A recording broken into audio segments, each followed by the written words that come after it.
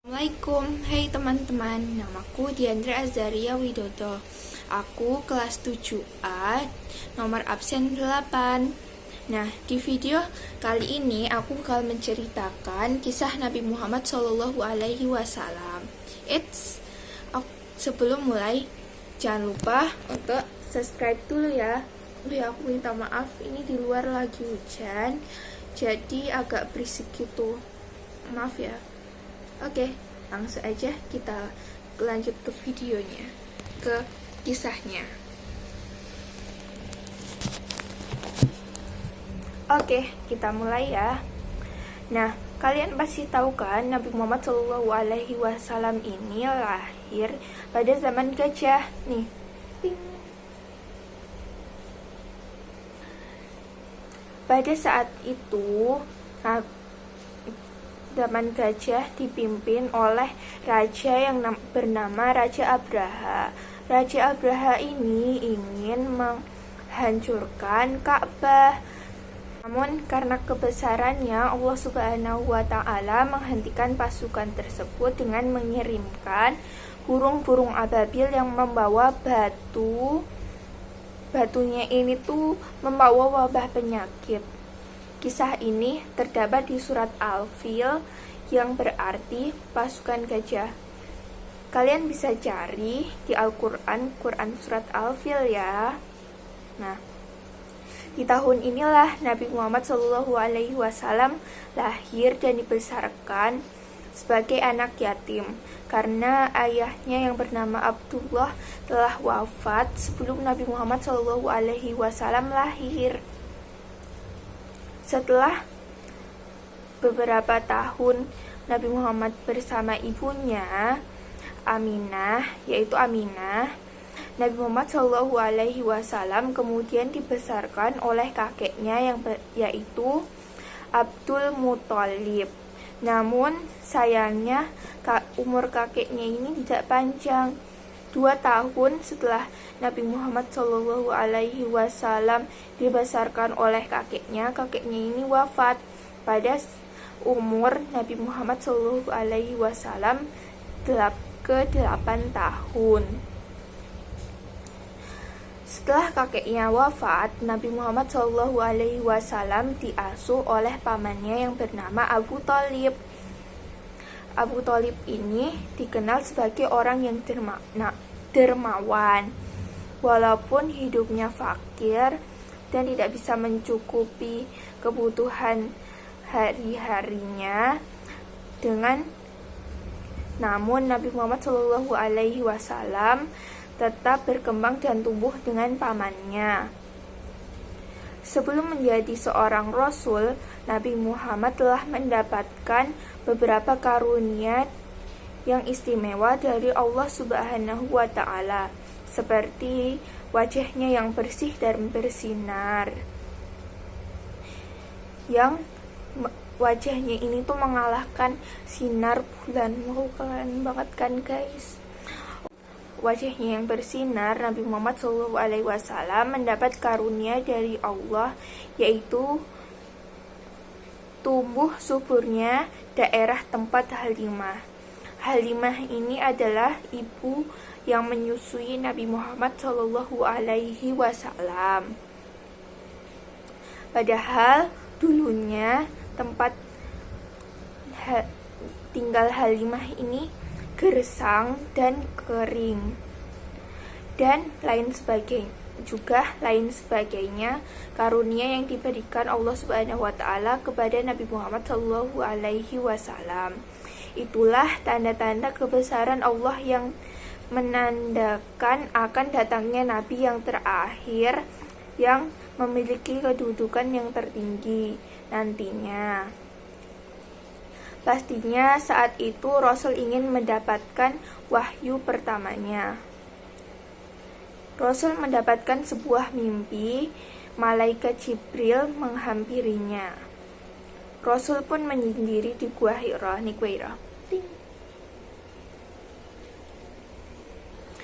Di Gua Hira, tepatnya di sebelah atas Jabal Nur. Disitulah Rasul diperlihatkan bahwa mimpinya itu benar. kayak nyata gitu guys. Malaikat Jibril pun datang kepada Rasul dan turunlah wahyu yang pertama yang ia bawakan dari Allah Subhanahu wa Ta'ala, yaitu Quran surat Al-Alaq ayat 1-4. Walaupun Nabi merasa ketakutan, disitulah kisah Rasul dimulai. Disitulah yang akan membawa kedamaian untuk seluruh umat. Setelah mendapatkan wahyu yang pertama, Nabi Muhammad SAW melakukan dakwah secara sembunyi-sembunyi atau diam-diam gitu guys. Adapun orang-orang pertama yang menjadi pengikutnya yaitu Khadijah, Abu Bakar As-Siddiq, Zaid bin Harits, Ummu Aiman, Ali bin Abu Thalib, dan Bilal bin Rabah. Setelah beberapa tahun melakukan dakwah secara diam-diam, turunlah perintah Allah Subhanahu wa Ta'ala dalam surat Al-Hijr ayat 94 dan memerintahkan Nabi untuk berdakwah secara terang-terangan. Maksudnya tuh Nabi tuh diperintahkan untuk dakwahnya tuh nggak diam-diam lagi guys, jadi kayak diperlihatkan gitu loh terang-terangan. Pada zaman Rasulullah Shallallahu Alaihi Wasallam, di tahun pertama di Madinah itu, Nabi dan para sahabatnya beserta segenap kaum muhajirin. Kaum muhajirin ini orang-orang Islam Quraisy yang hijrah dari Mekah ke Madinah ya, masih dihadapkan kepada bagaimana menjalankan usaha penghidupan di tempat baru tersebut. Hal ini dikarenakan selain memang tidak semua orang di kaum muhajirin ini orang yang mampu, kecuali yaitu Utsman bin Affan. Semua harta benda mereka juga kekayaan mereka tinggalkan di Mekah. Saat itu kondisi muslim sudah mulai sejahtera. Tepatnya pada tahun kedua Hijriah, barulah kewajiban zakat diberlakukan. Jadi kan kalau kita Idul Fitri itu loh, mau Idul Fitri gitu kan guys, kita kan kayak zakat. Nah ini dimulai zakatnya tuh pada tahun kedua Hijriah. Zakat pada saat itu berupa binatang ternak seperti kambing, sapi, dan unta. Kemudian barang berharga seperti emas dan perak. Juga tumbuh-tumbuhan seperti pohon kurma, terus anggur kering, dan lain-lain. Namun kemudian berkembang jenisnya sejalan dengan sifat perkembangan pada harta atau sifat penerimaan untuk diperkembangkan pada harta itu sendiri yang dinamakan ilat. Berdasarkan ilat itulah ditetapkan hukum zakat. Nah, Nabi Muhammad SAW ini melaksanakan kurban saat melakukan haji wada di Mina. Pada saat itu Rasulullah SAW menyembelih 100 ekor unta. Beliau menyembelih sendiri sebanyak 63 ekor unta, sementara sisanya disembelih oleh Ali bin Abi Thalib. Seluruh hewan kurban tersebut disembelih setelah sholat Idul Adha. Ini terdapat di Quran surat Al-Hajj ayat 36. Pada tahun ke-11 era Nabi Muhammad SAW ini menjadi tahun kesedihan karena pamannya Abu Thalib dan istrinya Khadijah wafat pada tahun tersebut.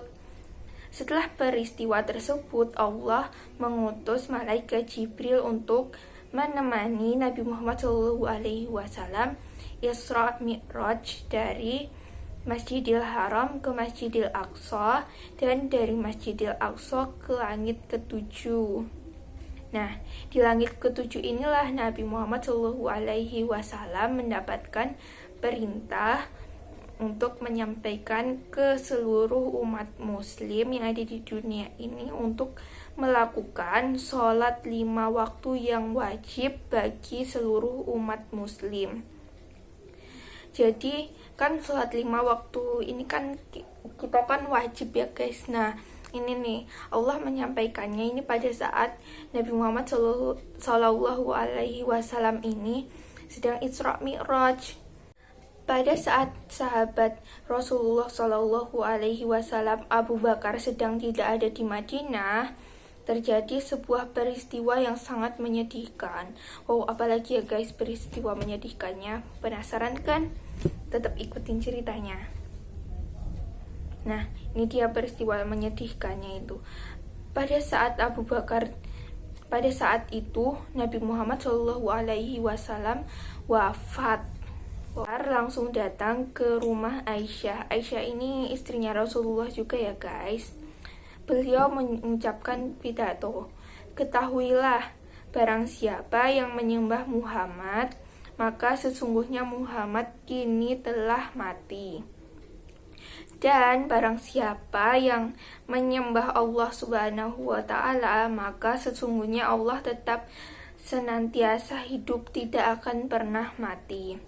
Kemudian beliau membacakan firman Allah Subhanahu wa Ta'ala, "Sesungguhnya kamu akan mati dan sesungguhnya mereka akan mati pula." Quran surat Az-Zumar. Nah, itulah ringkasan kisah Nabi Muhammad SAW. Semoga kalian yang menonton kisah ini mendapatkan hikmah dan dapat mencontoh perilaku baik Nabi Muhammad SAW. Sekian dari saya, Diandra Azaria Widodo. Saya pamit. Wassalamualaikum warahmatullahi wabarakatuh. Sampai bertemu di video selanjutnya ya guys. Bye.